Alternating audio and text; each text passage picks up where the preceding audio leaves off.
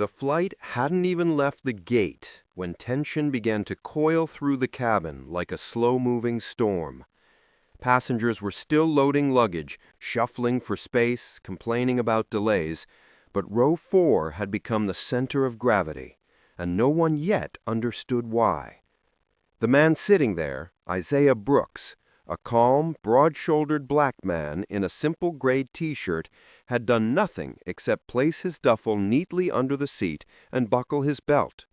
Yet the flight attendant, Claire, eyed him as if he were a ticking bomb. Her stares lingered too long. Her voice tightened every time she addressed him.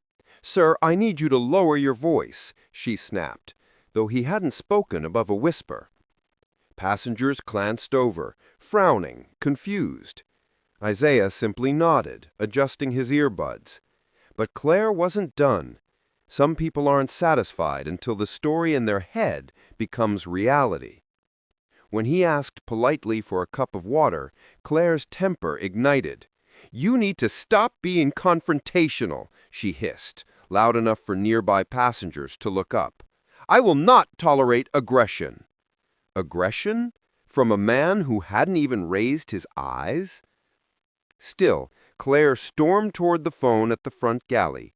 Moments later, her voice echoed over the intercom. "We need airport security at the aircraft immediately. Passenger in row 4 is non-compliant and becoming unruly." Gasps spilled through the cabin. A woman clutching her toddler pulled him closer. A businessman rolled his eyes as if the scene were predictable. But Isaiah didn't move, didn't flinch, didn't even blink. He simply folded his hands in his lap, breathing steadily, a kind of stillness that didn't read like fear, more like someone who knew exactly how this would play out, and was letting it. Security arrived fast. 3 officers boarding with sharp authority, scanning, evaluating, bracing for chaos. Claire pointed dramatically toward row 4. "That's him! Remove him! He's disturbing the whole cabin!" But when the officers looked at Isaiah, their posture changed instantly. Rigid shoulders softened, aggressive stance dissolved. The lead officer stepped forward, and instead of shouting commands or grabbing his arm, he clicked his heels and saluted. Saluted. The cabin froze. Claire's face drained to white.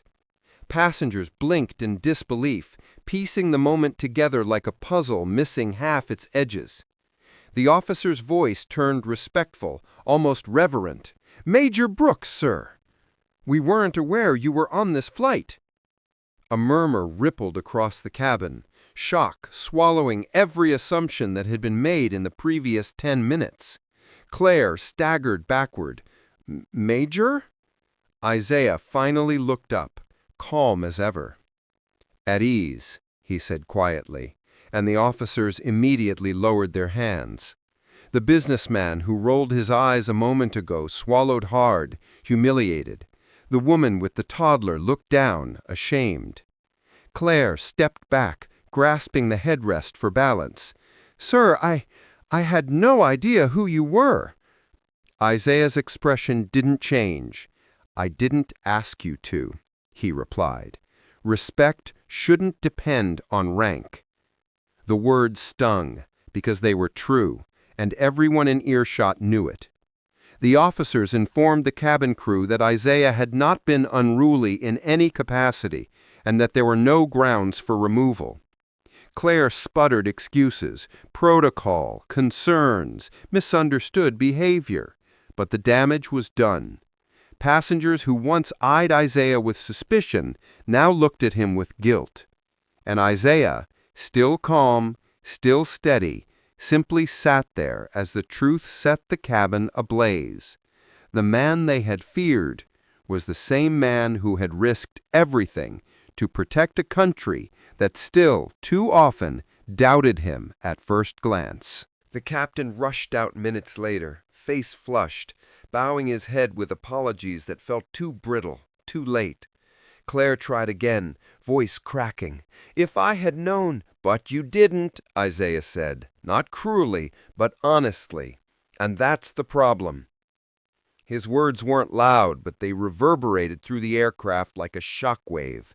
No one dared to look away. No one dared to breathe wrong. You saw something that wasn't there, Isaiah continued.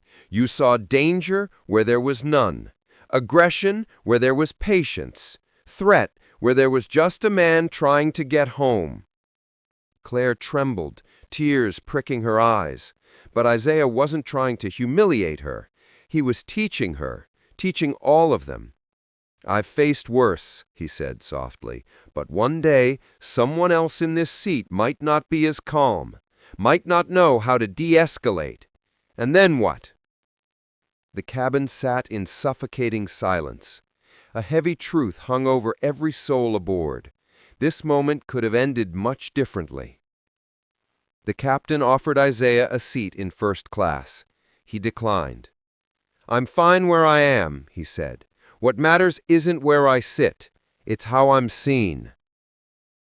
When the plane finally took off, no one dared to mistreat him. Not because he was a major, but because they finally saw him, fully, clearly, without fear or bias.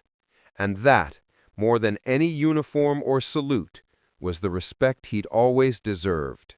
If this story hit you hard, if it made you angry, reflective, or emotional, then this is your moment to speak up. Stories like these aren't mere dramatic tales. They're reflections of real experiences happening every day in airports, restaurants, workplaces, classrooms, and yes, even in the quiet moments when no one else is watching. What happened to Isaiah isn't rare. Many people have lived a version of this story, judged not by their actions, but by their skin color, their appearance, or someone else's assumptions.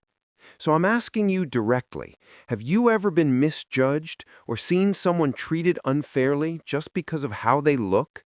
Tell your story in the comments. Your voice can help others see the reality behind these moments. And if this video made you feel something, if it opened your eyes or reminded you how quickly situations can escalate when bias replaces fairness, then share it. Share it with a friend, a coworker, someone who needs this reminder. Because conversation is powerful. Awareness is powerful. Change starts with a story, and today that story is in your hands. And if you want more deep, emotional, real stories that expose hidden prejudices, confront everyday racism, and shine a light on how dignity can be stripped or restored in a single moment, hit subscribe, turn on notifications, and join this community. We're building a place where stories aren't just entertainment, they're catalysts. Every view, every share, every comment adds one more voice to a movement that refuses to stay silent. Thank you for being here. Thank you for listening. And thank you for standing with respect, empathy, and truth.